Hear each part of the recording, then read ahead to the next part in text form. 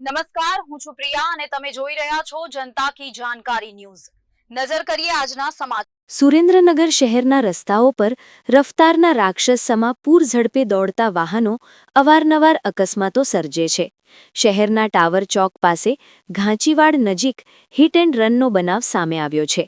આ અંગે મળતી માહિતી મુજબ ઘાંચીવાડ પાસે બિસ્મિલ્લા લોજ ધરાવતા સાદિકભાઈએ તેમનું બુલેટ, બાઇક અને એક્ટિવા લોજ નજીક રસ્તાની સાઇડમાં પાર્ક કર્યું હતું। જ્યારે નજીકમાં આવેલ દૂધની દુકાને રિક્ષામાં એક વ્યક્તિ દૂધ દેવા આવ્યો હતો।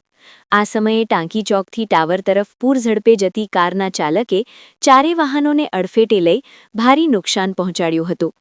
આ અકસ્માતના સીસીટીવી ફૂટેજમાં અકસ્માતમાં કેદ થયેલા વિડીયો સોશિયલ મીડિયામાં વાયરલ થયા છે અને અકસ્માત સર્જી ફરાર થઈ જનાર કાર ચાલક સામે એ ડિવિઝન પોલીસ મથકે હાલ અરજી થઈ છે।